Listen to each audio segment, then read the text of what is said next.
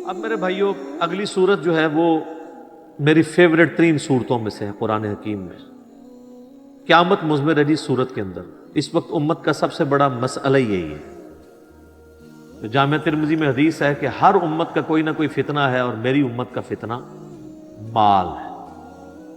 اور بخاری اور مسلم دونوں میں حدیث ہے، نبی علیہ السلام نے اپنی وفات سے 1 مہینہ پہلے شہدائے احد کے قبرستان میں جا کے ان کی قبروں کے اوپر جنازہ دوبارہ پڑھا.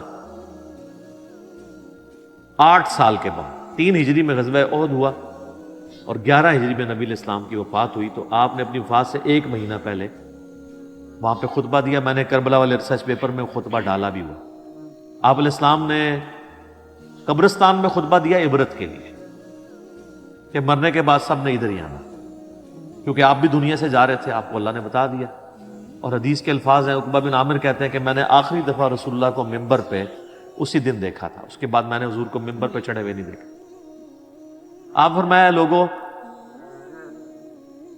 اللہ تعالیٰ نے مجھے اپنا حوض کوثر یہیں پہ دکھا دیا ہے. اس وقت میرا ممبر میرے حوض کوثر پہ لگا ہے. میں تمہارا پیش رو ہوں، یعنی میں آگے جانے والا ہوں، تم میرے بعد میرے پیچھے آؤ گے.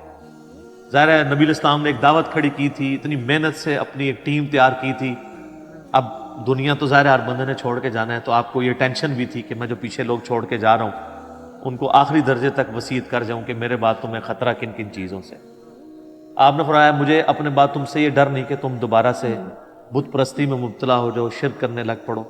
یہ تو مجھے کانفیڈنس ہے کہ تم، یعنی اپنے صحابہ کے بارے میں آپ کو ایک گارنٹی تھی، تربیت یافتہ جو لوگ تھے، کہ یہ شرک میں مبتلا نہیں ہوں گے.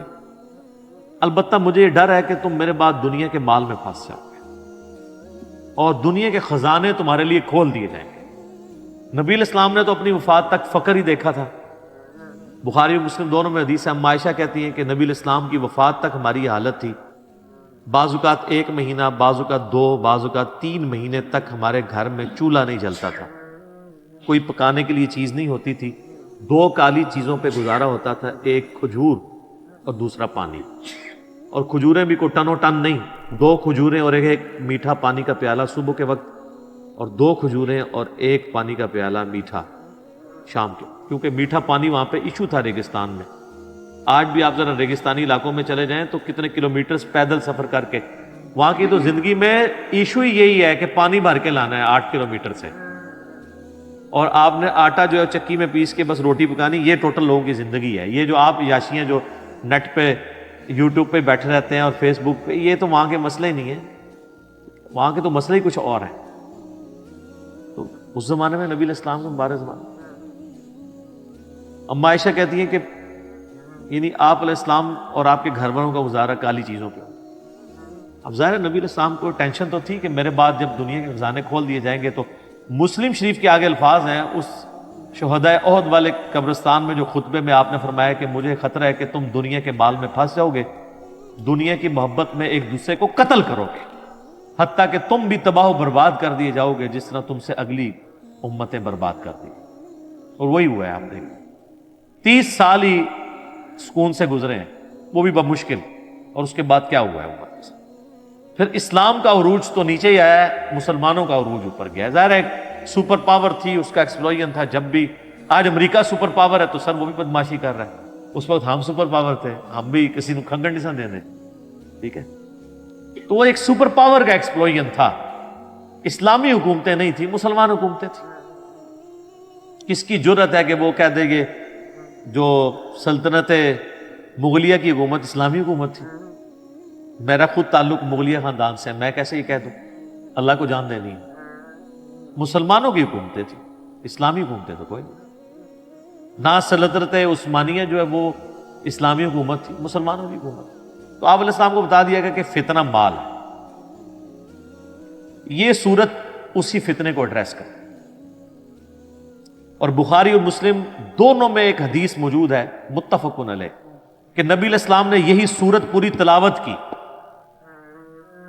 پوری صورت پڑھنے کے بعد کہا کہ آدمی کہتا ہے میرا مال میرا مال میرا مال، یہی کہتے کہتے مر جاتا ہے.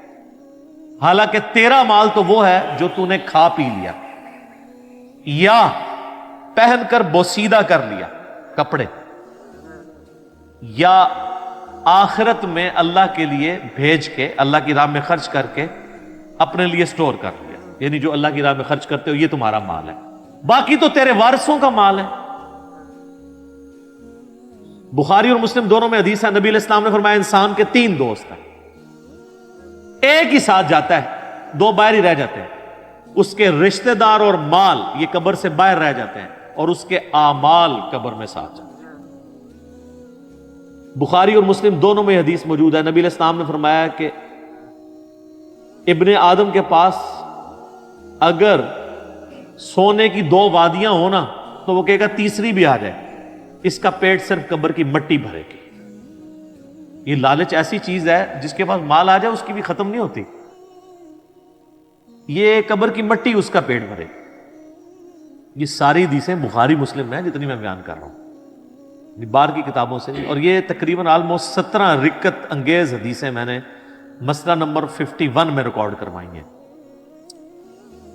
رزق حرام کی مذمت، دنیا پرستی کا انجام اور اس کا علاج۔ 11 آیات قرآن حکیم سے کراس ریفرنس کے طور پہ پیش کی، جس میں میں نے یہ صورت بھی ڈسکس کی، اور 17 احادیث بخاری اور مسلم سے۔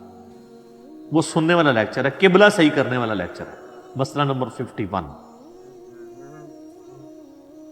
تو نبی صلی اللہ علیہ وآلہ وسلم کو یہ بات پتا تھی کہ میرے بعد فتنہ کیا بننے والا ہے امت کو، تو آپ کا زہد پریکٹیکلی آپ نے پروف کیا۔ بخاری اور مسلم دونوں میں حدیث ہے، نبی علیہ السلام دعا کیا کرتے تھے، اے اللہ محمد اور آل محمد کو صلی اللہ علیہ وآلہ وسلم بس اتنا ہی رزق دینا کہ ان کی روح اور جسم کا رشتہ برقرار رہے، یعنی بس سانس چلتی رہے، اس سے زیادہ مجھے رزق نہیں چاہیے۔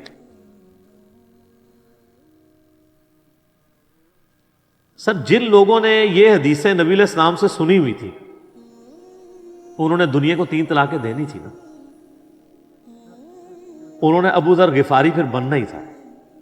ابو ذر غفاری کے اوپر میرا کلپ دیکھیں، رات کو میں دوبارہ دیکھ رہا تھا وہ کلپ، آپ کسی اور دنیا میں چلے جائیں گے۔ یوٹیوب پہ جا کے لکھیں سیدنا ابو ذر غفاری، tragic life story of a true Muslim, کہ انہوں نے کتنی کمٹمنٹ کے ساتھ زہد کی زندگی گزاری ہے۔ ایون صحابہ سے بھی وہ لڑتے تھے اس معاملے میں کہ نبی علیہ السلام کی یہ زندگی نہیں تھی جو تم گزار، اور وہ جو کچھ فورسی کر رہے تھے حضرت عثمان کے دور میں، پھر آپ نے دیکھ لیا کہ پھر اس کا انجام کیا نہیں۔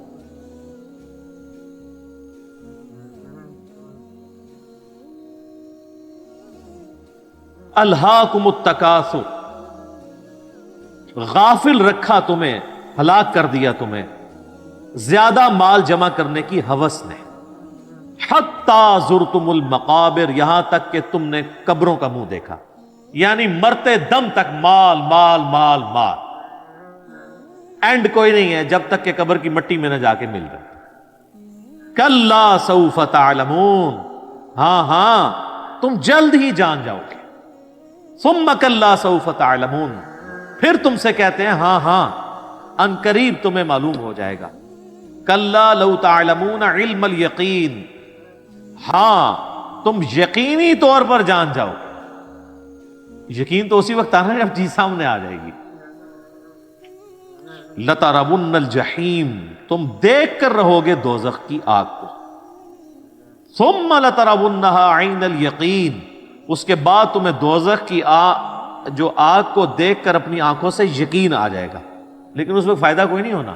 ثم لتسألن یومئذ عن النعیم، اس دن پھر تم سے اللہ تعالیٰ ہر اس نعمت کے بارے میں پوچھے گا جو اس نے دنیا میں تمہیں وہ نعمت دی تھی۔ آنکھ، کان، عقل، یہ ساری چیزیں دی تھی، ان کو یوٹیلائز کر کے اللہ کی اطاعت کیوں نہیں اختیار؟ ایک ایک نعمت کے بارے میں پوچھا جائے گا۔ یہ ٹرمنالوجیز بھی تصوف کے ہاں تو بہت یوز ہوتی ہیں، علم الیقین، عین الیقین اور حق الیقین۔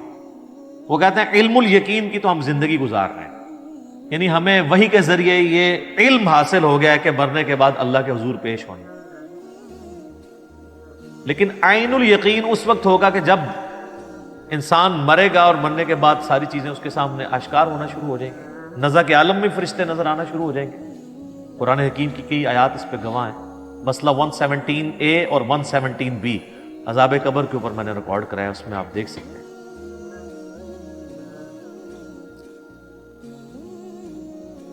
اور سورۃ الحجر کے اینڈ میں بھی آیا نا، فَاعْبُدْ رَبَّكَ حَتَّى يَأْتِيَكَ الْيَقِينُ، اپنے رب کی عبادت میں لگے رہو یہاں تک کہ تم یقین تک پہنچو.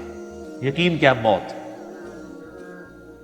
تو علم الیقین تو وحی کے ذریعے میں حاصل ہے. عین الیقین آنکھوں کے ذریعے دیکھ، وہ تو مرنے کے بعد ہی ہے، نزع کے عالم میں ہے، لیکن وہ بھی بندہ واپس نہیں آ سکتا. اور جامعہ ترمذی میں حدیث ہے کہ موت کے غرغرے سے پہلے توبہ قبول ہے، نزع کے عالم میں تو توبہ بھی قبول کوئی نہیں. اور ایک تیسری چیز ہے، وہ ہے حق الیقین. حق الیقین اللہ نہ کرے کہ اس تک نوبت آئے. حق الیقین یہ کہ جب کسی کو آگ میں پھینک دیا جائے گا نا، پھر اسے حق الیقین ہو جائے گا جب اس کا جسم جلے گا.